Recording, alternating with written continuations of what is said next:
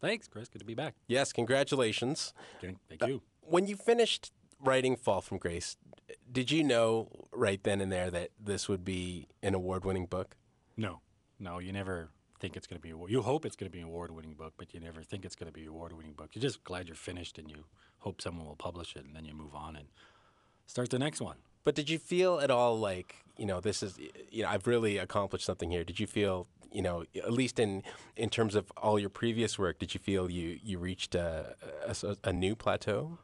In a way, yeah. I felt it was nice to actually finish the book and get it done and be pleased with Leo and my character, and glad that it was going to be published by, actually then it was going to be published then, but I was just glad to be done. And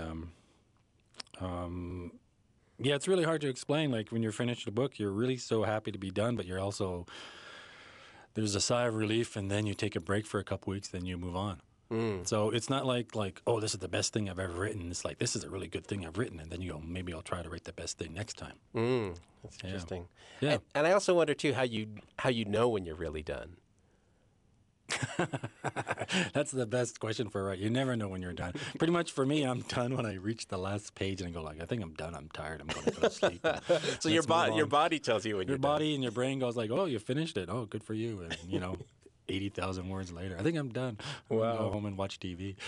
This, of course, is one of few crime novels to achieve a major award. But, I think of books like The Sisters Brothers, there certainly seems to be some kind of new acceptance of the genre among critics. What do you think this says about the crime genre and how it's perceived by both the book-buying public and by critics? Well, for the book-buying public, they've always liked crime. They always buy crime. I mean, crime is the number one selling genre out there. It beats everybody. So the book-buying public is fine with it. A lot of critics really like it too. There's a few people who see it as a lower form of writing. But I always thought crime fiction and science fiction as well as just as good as literary fiction, sometimes even better. And so I don't really have the low self-esteem as a crime writer going, I want to be as good as literary fiction. It's just as, writing is writing, and it's just as good either way. But why do you think this double standard exists in the first place? Well, that's a really good question. I think because there is a lot of crime fiction, I'll be completely honest, there is a lot of crime fiction as well as literary fiction, science fiction. That is actually quite boring and derivative. It's just like the same old character doing the same old mysteries over again. And I get that. And it also has a history in pulp type fiction, which is, just pound out as many as you can in 3 weeks and put it out there. And so I understand that where it comes from. But then you get to other levels of crime fiction. You get the books like Walter Mosley or Giles Blunt or George Pelecanos, and you read those and you're like, wow, this is like fantastic. And then you got guys like Patrick DeWitt, and even Margaret Atwood explores that area where you go like, wow, they read crime fiction and other fiction, and they really want to celebrate that as well. So you just see that it's just another form of expression in writing. So I don't know sure why. Some people do see that, and I don't see why. Maybe because they don't read enough crime fiction. And I understand a lot of crime readers. I've been to mystery conventions, and they don't read a lot of other fiction as well. And a lot of science fiction readers don't read a lot of outside of their genres. Right. So there's that sort of safe walls that people like to stay behind and say, I don't read that kind of thing. Right. Well, a lot of people, just the general readers, like to branch out. Do you think winning an award has, how does it affect your craft? Do you think that accolades can have a negative effect on how you approach work? Not for me, no. Winning an award, it's nice, it's fantastic. You get a pile of money and you spend it, or you put it in your mortgage. But it's not going to change how I actually write. I'm just going to go, probably in the next week or so and go back home and start writing the next novel. And I'm not going to go, now I'm an award-winning novelist, and so I have to bring it to another level. I'll just start writing again. So it's not going to change who I am. I may brag once in a while and go, hey, look at me, I'm an award-winning writer. But it's just going to be all in fun, mostly. So it's not going to change anything I do, per se. It might change the reaction to people to me, like, oh, he's an award-winning writer.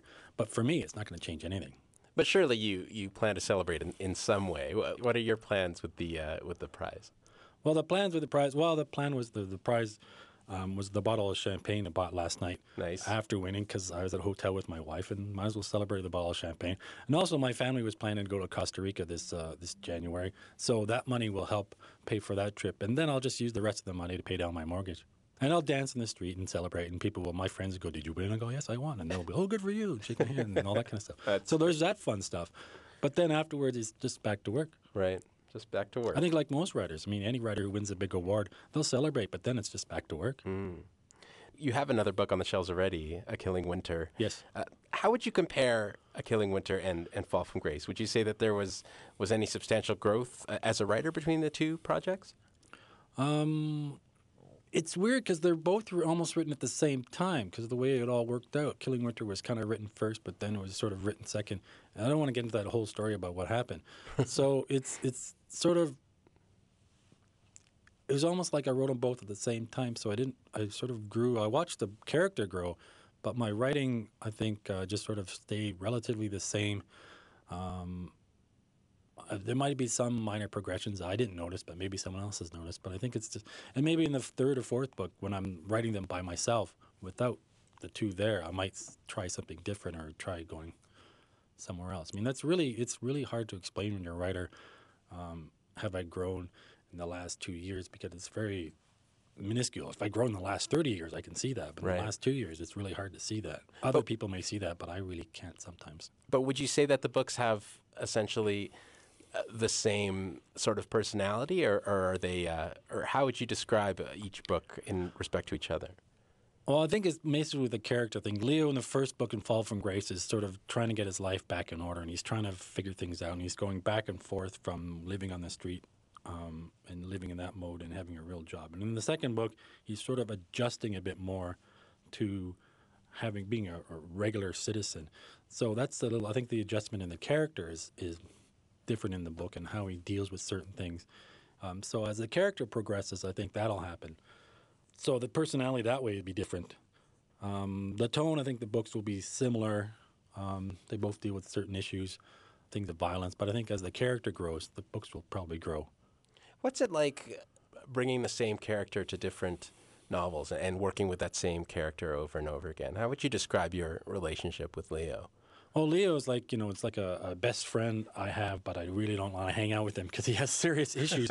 But Leo is someone I know. I can put him anywhere. I could probably put him in a science fiction novel and see what he does there. That's because, when you have a great character like that, you can just put him somewhere and see how he reacts. You know how he's going to react, or he's going to react naturally for you as you write. So that's kind of nice. However, I don't want him to be stuck in a certain place and say he'll just react the same way all the time. I would like him to grow further. And that's why I think when I sort of, if I get to a certain point, maybe in the fourth or fifth novel, I'm not going to probably do any more Leo novels because I don't want to just keep one of these guys, mystery writers who have like 25 novels of the same character who does the same thing over and over again. Right. So I'll get to a point where I'll have enough of Leo and move on. But at the moment, I still like hanging out with him and writing stories and seeing how much trouble he gets into. It'll be interesting to see where you take him next. And congratulations on both of the books. And thanks again for coming back on the show. Thanks, Chris. Appreciate it.